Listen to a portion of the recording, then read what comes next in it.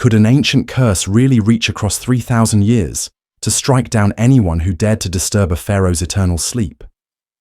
This chilling question captivated the world in 1922, when a British archaeologist named Howard Carter made one of the greatest discoveries in history, the tomb of Tutankhamun, hidden deep in Egypt's Valley of the Kings. For centuries, grave robbers had plundered the resting places of Egypt's rulers, leaving behind only fragments of their former glory. But Tutankhamun's tomb was different. It had remained almost untouched, sealed beneath the desert sands. When Carter finally broke through the doorway after years of tireless searching, he peered inside with a trembling hand, holding a candle to the darkness. What he saw would change history. Glittering treasures, golden statues, mysterious symbols, and, at the heart of it all, the untouched sarcophagus of a long-forgotten boy king. News of the discovery spread like wildfire. Newspapers around the world splashed headlines of the greatest archaeological find of all time. Photographs of dazzling artifacts stunned the public, sparking a wave of Egyptomania that swept through Europe and America. Yet, along with fascination, came something more sinister. Within months, whispers began to circulate. Strange accidents, sudden illnesses, and untimely deaths among those connected to the tomb gave rise to rumors of a deadly curse, the pharaoh's vengeance upon those who dared disturb his eternal rest. At the center of this storm stood Lord Carnarvon, the wealthy aristocrat who had financed Carter's excavation. Only a few months after entering the tomb, Carnarvon died suddenly in Cairo, his death surrounded by eerie coincidences. Newspapers seized on the story, weaving a tale of ancient magic and supernatural punishment.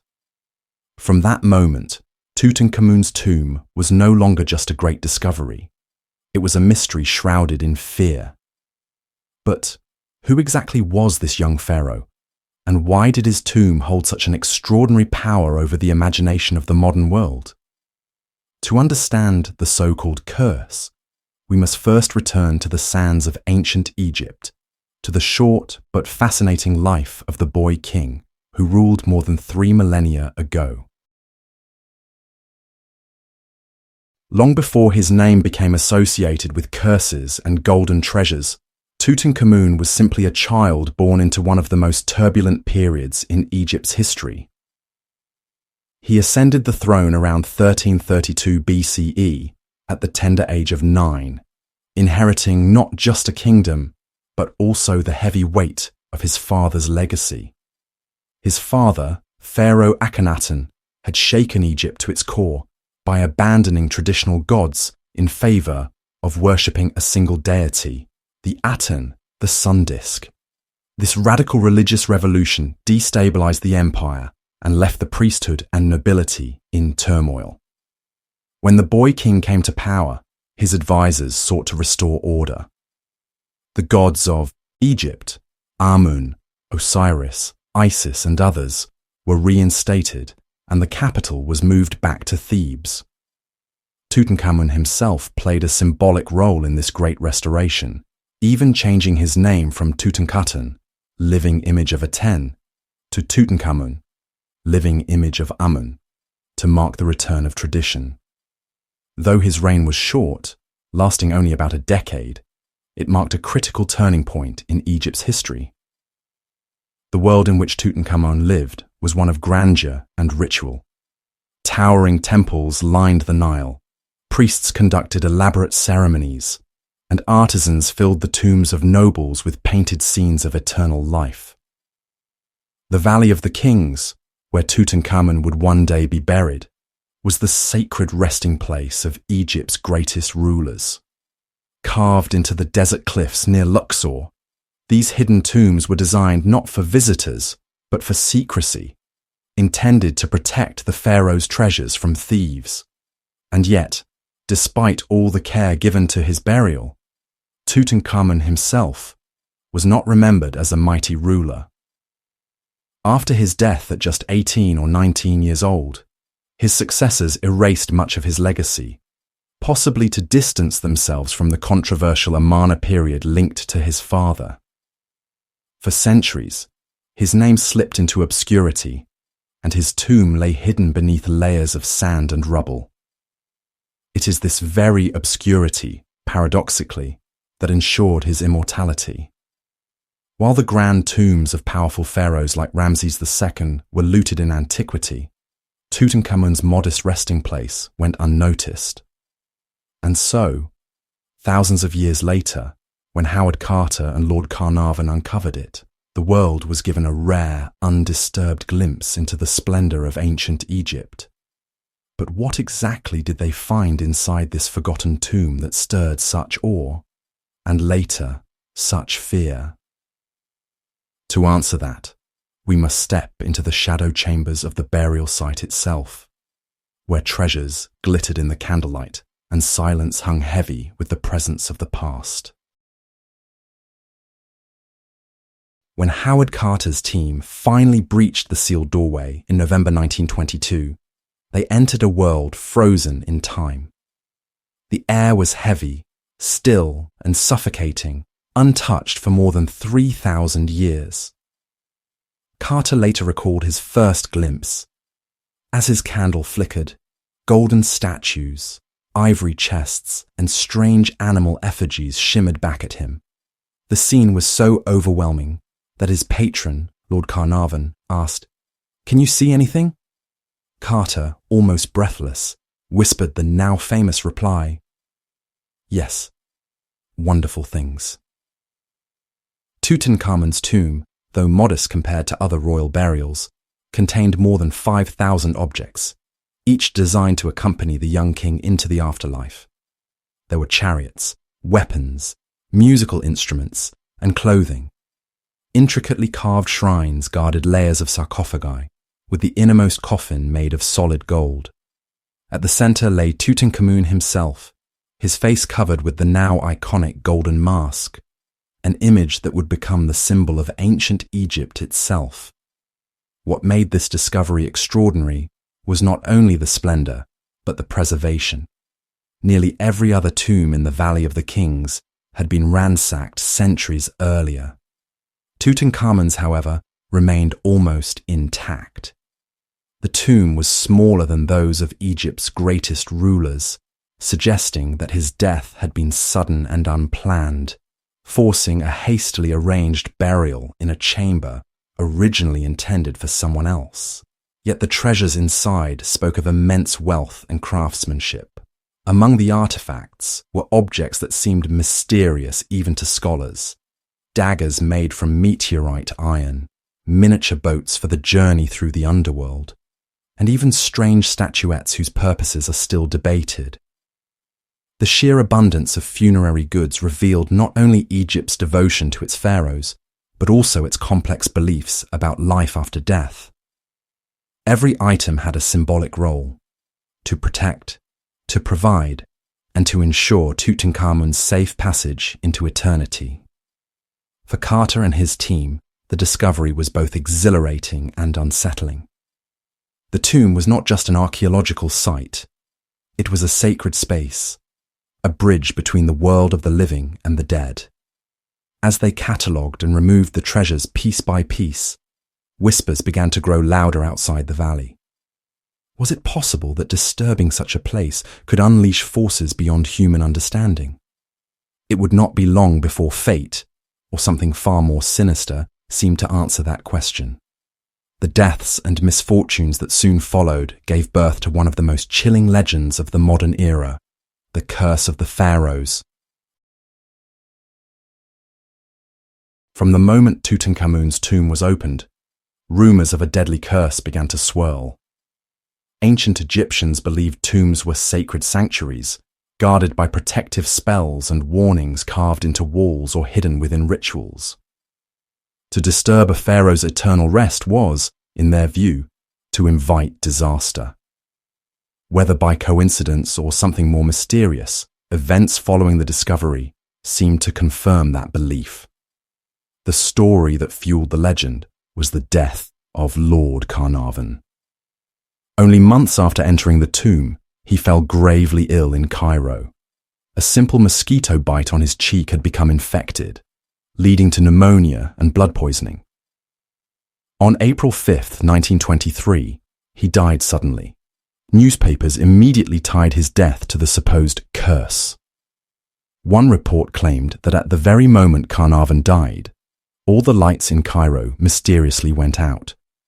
Another insisted that his dog, thousands of miles away in England, howled and collapsed dead at that exact instant. Journalists seized upon these eerie coincidences, publishing headlines like, "Death comes on wings to all who enter the tomb." The idea of a written curse also spread, though in truth, no such inscription was ever found in Tutankhamun's burial chambers. Still, that did not stop newspapers from inventing chilling phrases such as, "Death shall come on swift wings to him who disturbs the king's peace." The world was enthralled. Soon, more strange misfortunes were added to the tale. A member of Carter's excavation team died of a sudden illness. Another was said to have been smothered in his sleep. An American financier who visited the tomb supposedly died within months of returning home. Even Howard Carter himself, though he lived another 16 years, was whispered to be under the shadow of the curse. These stories spread like wildfire, fueled by public fascination with the mystical power of ancient Egypt. To a world recovering from the horrors of World War I, the notion of a supernatural vengeance seemed both thrilling and terrifying. The curse of the pharaohs became more than a superstition. It became a cultural phenomenon, etched into the imagination of millions. But was there truly a curse, or were these deaths simply a chain of coincidences magnified by the media? To uncover the truth, we must look beyond the legends to what science and archaeology have revealed about the supposed curse of Tutankhamun. For all its chilling allure, the so-called Curse of Tutankhamun begins to lose its power under the scrutiny of science and historical records.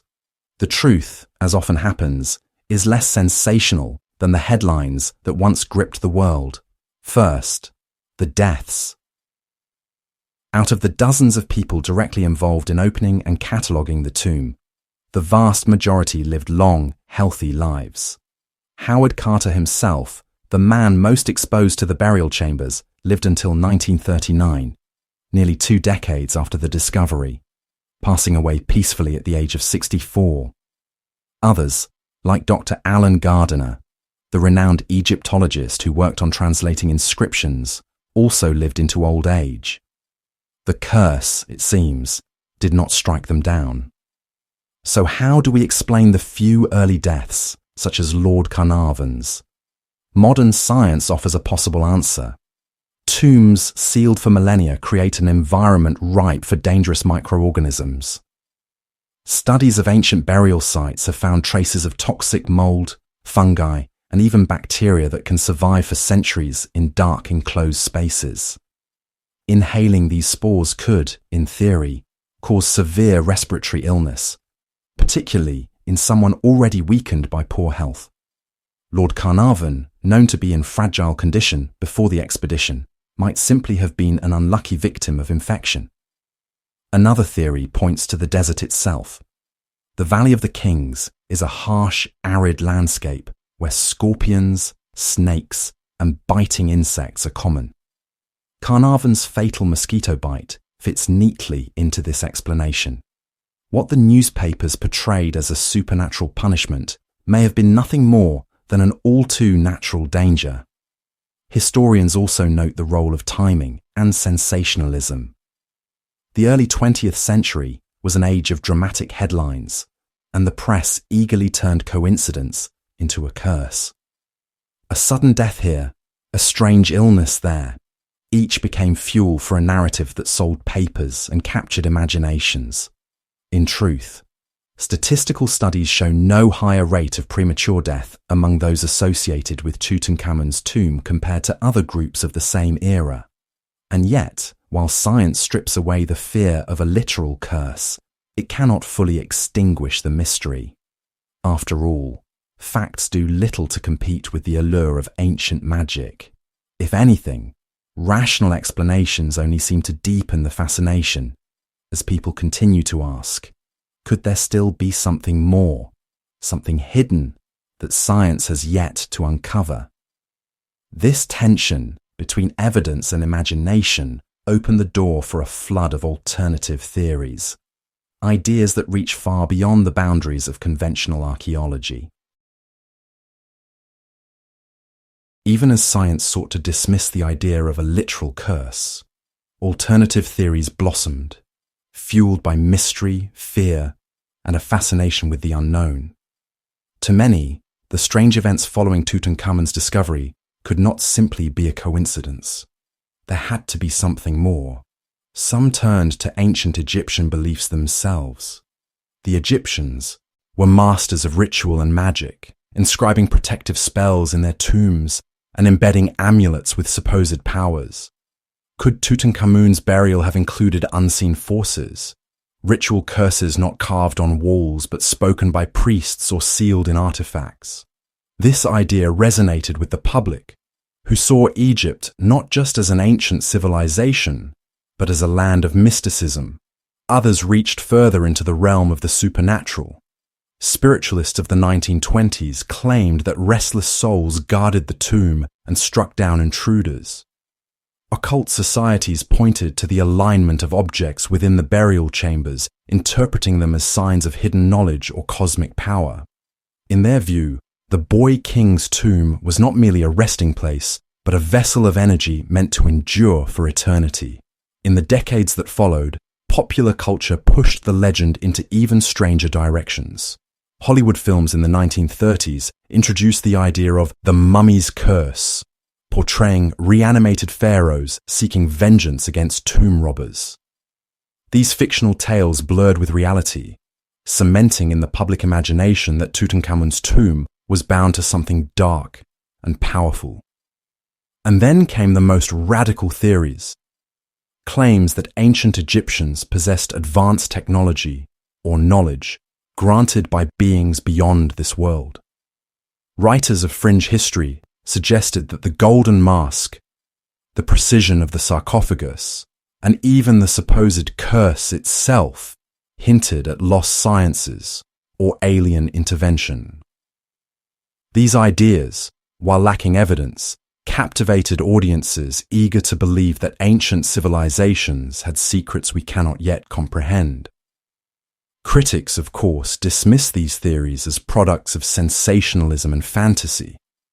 Archaeologists remind us that Egyptian craftsmanship, while astonishing, was achieved through human skill and devotion, not extraterrestrial aid. Yet the persistence of such ideas underscores a deeper truth. The mystery of Tutankhamun's tomb is not just archaeological, it is psychological. People are drawn to wonder, to believe that some questions cannot be answered by logic alone. Whether born of superstition, imagination, or genuine curiosity, the alternative theories have ensured that the so-called curse continues to echo across time. And in doing so, they have shaped Tutankhamun's legacy in ways the young pharaoh himself could never have imagined. But beyond curses and speculation lies a more enduring story.